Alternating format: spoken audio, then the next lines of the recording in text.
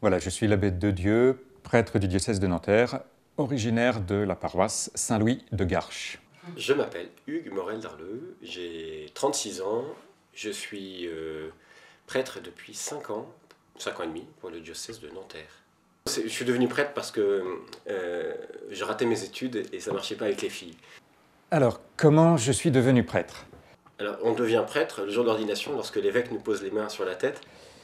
Alors, à la base, il y a pour moi un appel de Dieu, un appel entendu à l'église Saint-Louis, justement, lorsque j'avais l'âge de 7 ans, en allant à la messe, alors que je venais de faire ma première communion, j'entendais l'évangile, Matthieu chapitre 9, qui disait « La moisson est abondante, les ouvriers sont peu nombreux, priez donc le maître de la moisson d'envoyer des ouvriers pour sa moisson. » Et immédiatement, en entendant ce texte, avant même d'écouter l'homélie du prêtre, je me suis dit « Je serai ouvrier de cette moisson, je serai prêtre. » Une certitude intérieure qui fait qui ne m'a jamais quitté, et qui fait que finalement, à 18 ans, après mon bac, je suis rentré au séminaire directement pour me préparer à être prêtre.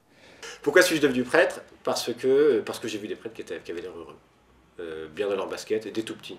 Et j'ai la chance d'avoir grandi dans une famille où on voyait des prêtres qui venaient facilement à la maison et au bout de la deuxième fois, ils nous donnaient un coup de main pour la vaisselle.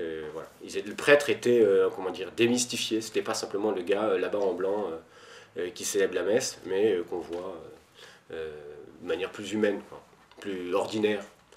Ensuite, il y a un appel. J'avais 11 ans et j'étais avec des louveteaux, on était à la messe à Garches. Et le prêtre qui était là a dit dans son homélie, du moins c'est peut-être pas ce qu'il a dit, mais c'est ce que nous avions compris, il a dit, sur 4 jeunes, il y en a un qui est appelé. Et sur le banc, nous étions 4, et donc on a compté 1, 2, 3, 4, et on a dit non, enfin moi non. Et pourtant au fond de moi-même, je me suis dit pourquoi pas. Et donc tout mis ensemble, la vie des prêtres heureux, le fait de chercher à aimer et à être aimé, le fait d'à 17 ans de choisir Jésus-Christ comme quelqu'un de vivant, et découvrir que j'avais une vraie joie à donner comme chef scout, bah, tout ça réuni, on met ça dans un shaker, j'ai secoué, et je me suis dit, pourquoi pas être prêtre. Alors, si je devais remercier quelqu'un pour ma vocation, le premier auquel je pense, c'est Dieu. Parce que c'est Dieu qui m'a appelé, qui a fait de moi son enfant par le baptême, à Garches aussi. Et donc le premier, c'est Dieu. Alors ensuite, c'est vrai que ma famille, l'école aussi, la paroisse, ont permis et accompagné cette vocation. Donc ma grand-mère rêvait d'avoir un fils ou un petit-fils prêtre, et j'ai pu lui dire, quand j'avais l'âge de 14 ou 15 ans, 14 ans, que je pensais sérieusement être prêtre, et puis finalement elle est décédée quelques semaines plus tard.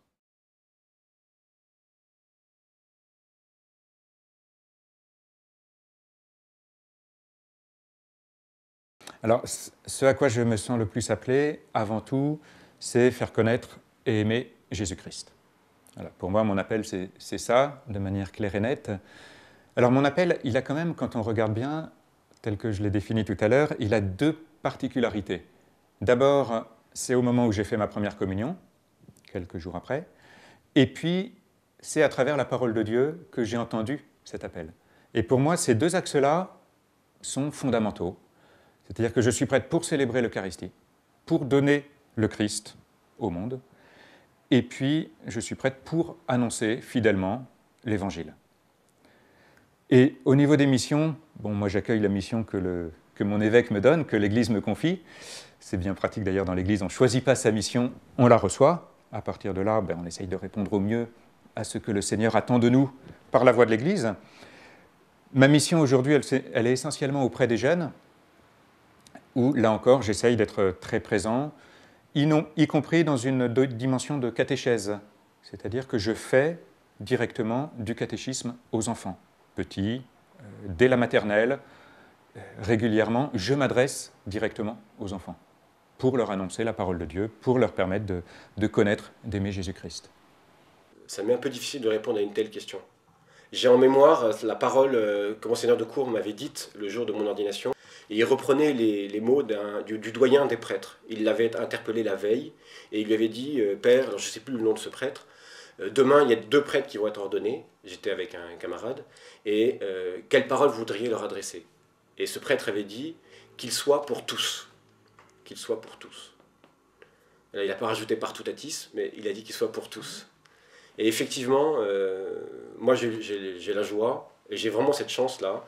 J'ai la joie de travailler avec des chrétiens, ça me fait plaisir. De rencontrer des gens qui ne le sont pas, eh ben, j'ai tout autant de plaisir à être auprès d'eux.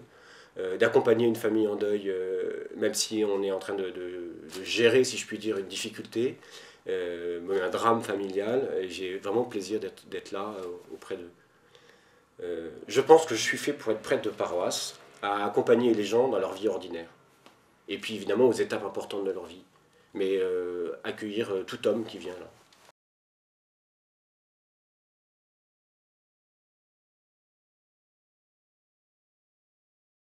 Les difficultés qu'on rencontre, je pense qu'elles sont les mêmes qu'il y a plusieurs années, même depuis que l'homme est homme, je suppose. C'est le fait qu'on est vraiment au service de la communion entre les gens, et on souffre de voir des chrétiens ou des gens qui ne sont pas chrétiens parfois ne pas chercher des moyens pour s'entendre, pour s'écouter, pour travailler ensemble. Et si on a une mission aujourd'hui, je pense comme prêtre, c'est le service de la communion. On est ensemble pour former ce corps qui est le corps du Christ, qui est l'Église. Alors chacun à sa place, cherchant à créer des liens les uns avec les autres, à rappeler que nous sommes des êtres en relation avec Dieu, mais en relation aussi avec ceux qui ont choisi de croire au Christ, et parce qu'ils ont choisi de croire au Christ, ils deviennent mes frères. Alors, bon, certains m'encombrent, mais c'est quand même mes frères, c'est la vie de famille, c'est comme ça. Et bon, au lieu de... Voilà, je ne peux pas les rejeter, ils sont là, et ben on va essayer de travailler ensemble pour faire avancer l'Évangile, quoi. Quelle difficulté je rencontre? Je ne sais pas. Ne pas pouvoir faire tout ce que je voudrais faire. Voilà, c'est sûr qu'il y a beaucoup de choses que j'aimerais pouvoir faire pour ceux qui me sont confiés, et je vois bien que je ne peux pas. Je ne peux pas prendre soin de chacun comme je le voudrais.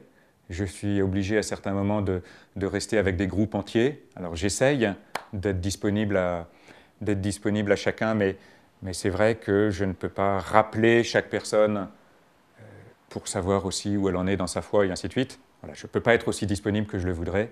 Donc ça, c'est pour moi la grande difficulté.